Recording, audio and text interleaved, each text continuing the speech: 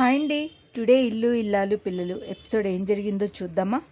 మన ధీరజ్ కొత్త కారు కొనుక్కుంటాడు కదా, ఆ కొత్త కారుకి వడ్డీ కట్టాలి అంటే తను ఎక్కడా కూడా ఒక్కరోజు కూడా మిస్ అవ్వకుండా తను డ్రైవింగ్ చేస్తేనే అందరినీ ఎక్కించుకుని తను చేస్తేనే ఆ డబ్బులు కట్టగలమన్న ఒక దేంతో పాపం ధీరజ్ తిని తినకుండా తిరుగుతూ ఉంటాడు.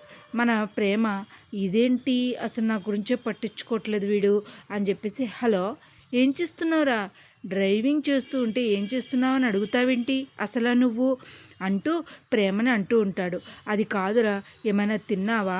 లేదు, డ్రైవింగ్లో ఉన్నాను కదా, ఫుల్ బిజీగా ఉన్నాను, నేను ఏమీ తినలేదు. అవునా, అయ్యో మరి ఇప్పుడు ఎలాగా అంటే నువ్వు ఎక్కడున్నావో చెప్పు.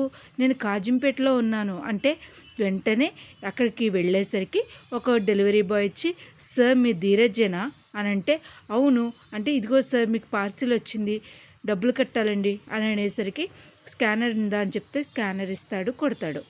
అలా అలా వెళ్తూ ఉంటాడు, ఫుడ్ తింటాడు, వెళ్తూ ఉంటాడు. కానీ వెళ్ళగా మన ప్రేమ ఏం చేస్తూ ఉంటుందంటే, 1000 రూపాయలకి రావాల్సిన 800 వరకు తను సంపాదించిన ఒక రోజులో తను 1000 రూపాయలు ఆర్డర్లు పెడుతుందన్నమాట మన ప్రేమ.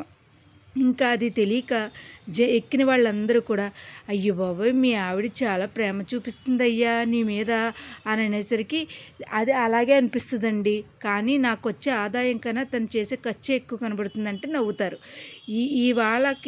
ఇవాళ మరి ఏం చేస్తారో చూడాలి. ఎలాగైతే సరే అయితే ప్రేమ ధీరజ్ ప్రేమించుకుంటూ ఉంటారు.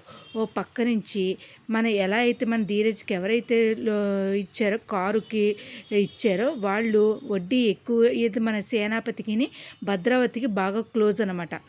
ఈ కారు ఎలాగైనా సరే వాడిని జైల్లో పెట్టాలి, వాడు ఏదైనా చేయాలంటే అడ్డదారిలో వెళ్ళాలి మ్యామ్, అడ్డదారిలోకి వెళితే మన పని ఈజీగా అవుతుంది, అప్పుడు వాడు మొత్తం అంతా కూడా అసలు జైల్లోనే ఉంటారు. నా కారు డ్యామేజ్ అవుతుంది అంటే నీకు 2 కార్లు ఇస్తాను అంటూ ఉంటాడు మన సేన. సరే సార్ అంటాడు. ఈ లోపల మన ప్రేమ విసిగించి ప్రేమ ధీరజ్ని విసిగిస్తుంది. ఏరా ఎక్కడున్నావు, తిన్నావా? అలా జ్యూస్ అని అదని ఇదని ఆర్డర్ చేస్తూనే ఉంటుంది. నీ వెనకాలే ఉన్నానే తింగరదాన్న అని చెప్పేసి అంటాడు. నువ్వేంటే అసలు ఏమనుకుంటున్నావు, నీకు అర్థమవుతుందా నేను ఎంత కష్టపడుతున్నానో? నేను కష్టపడేదానికన్నా నువ్వు డెలివరీ చేసే వాటిని కట్టడానికి ఎక్కువ అవుతుంది, అది అర్థం చేసుకోవేంటి? అది కాదురా, అసలు నేనంటే నీకు అసలు ప్రేమే లేదు. ఐస్ క్రీమ్ తింటావా? లేదులే నాకేం వద్దు, అసలు నేనేమి తినను అని అనేసరికి ఐస్ క్రీమ్ తీసుకొచ్చి ఇస్తాడు. తీసుకొచ్చి నాకు తినిపిస్తేనే తింటాను ఎవరైనా, అంతేగాని తినిపించకుండా ఎలా తింటాను అని చెప్పేసి అంటూ ఉంటాడు. ఈ లోపల తినిపిస్తూ ముద్దు పెట్టేస్తాడు. అంటూ ఉంటుంది. అంటే ఎరా అడ్వాంటేజ్ తీసుకుంటున్నావేంటి, బాగోదురా అది ఇదని అని తిడుతూ ఉంటుంది.